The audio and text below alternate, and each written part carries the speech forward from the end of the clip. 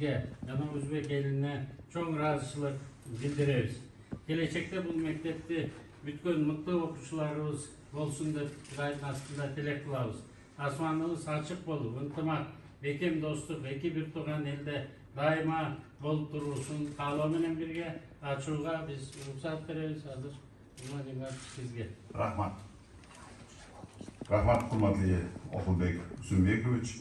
Qadrli do'stlar, bugun Batkent viloyati Laylak tumani Marg'um qishlog'ida yangi qurilgan umumta'lim maktabining tantanali ochilishi marosimida ishtirok etmoqdamiz.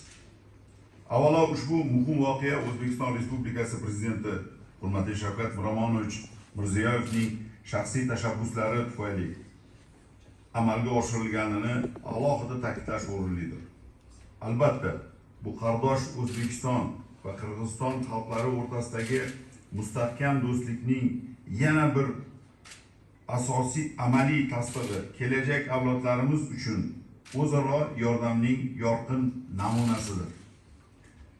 O'zbekiston Prezidenti va xalqimiz nomidan Qirg'izistonga berilayotgan ushbu sovg'aning ahamiyatli jihati shundaki, mamlakatlar kelajagi, barcha islohotlar muvaffaqiyati avvalo ta'lim sifati hamda bilimli insonlarga, zamonaviy fikrlaydigan iqtidorli yoshlarga bog'liqdir.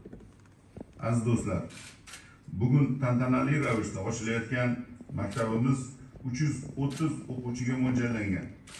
Ushbu muassasa eng yangi ta'lim standartlari asosida qurilgan zamonaviy jihozlar bilan ta'minlangan.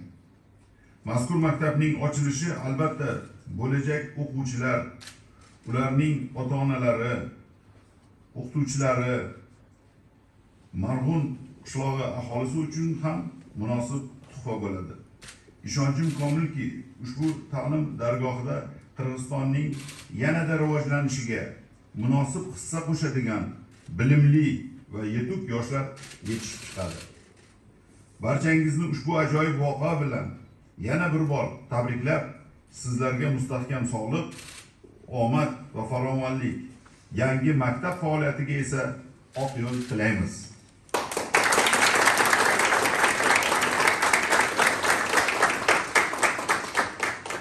Açınızdan da sizlerden Ruhsat veririz, açınızda. Arkadaş ministri.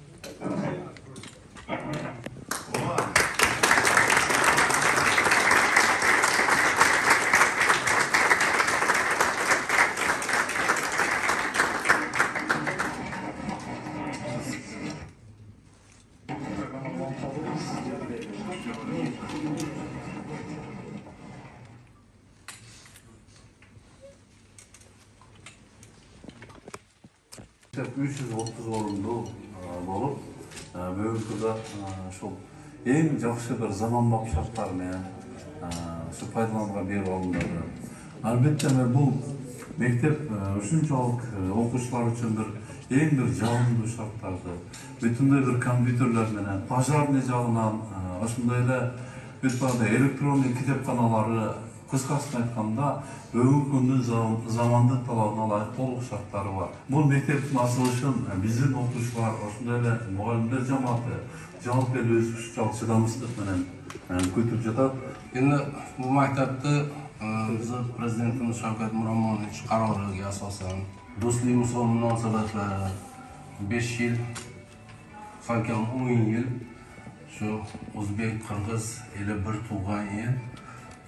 Yangi prezidentlarda do'stlik rishtalarini tiklab, O'zbekiston, Qirg'iziston xalqiga do'stlik munosabati bilan shu maktabdan mana Batkent viloyatiga 2 ta Marg'um ayliga Samarqanddek joyga mana 2 maktab qurib berilyapti. Ошол мектепти салып берген Өзбек Республикасынын жалпы жумушчуларына, ошондой эле бул мектепти бизге ушу салынууга шарт түзүп берген Өзбек Республикасынын президенти Шавкат Мирзиевке, ошондой эле Садыр Нуркожоев Жапаровго, облустун губернаторуна, ошондой эле жергиликтүү бийлик ээлерине жалпы эмгек жамааттын атынан терең ыраазычылык билдирем. Judayam zamonaviy maktab.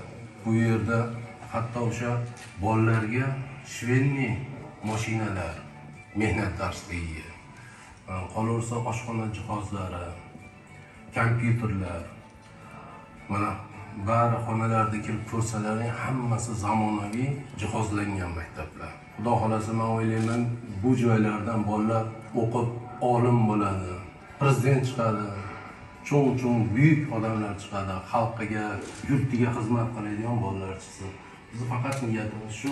Kapitalniy remontdan o'tkazib bersa, ana bizning sport площадкаларыбызды оңдоп берсе, же спортивный зал qurib bersa, ana avtoviy zал yo'q bizde degende проблемалар көп болот эле да. Ana ошондойлор болсо, биздин балдарыбызга жакшы шарттар түзүлөт эле деп биз ошого дагы шүгүрдүк жүрөт элек. Азыр бизге ушундай жомоктогудай эле жакшынакай мектептер курулуп, биздин балдарыбыздын келечегиге жакшы шарттар түзүлүп жатат да. Биз терең ыраазыбыз, жалпы мамлекетибизге, өзбек мамлекетине экөөбүз тил табышып, бизге заманбап мектепте ушундай шарттарды жакшы нелерди куруп берип жатат. Биз ыраазыбыз. Элибиз дагы, балдарыбыз дагы, ата-энелер бардыгы бизде качан мектеп ачылат деп чыдамсыздык менен күтүп жатат.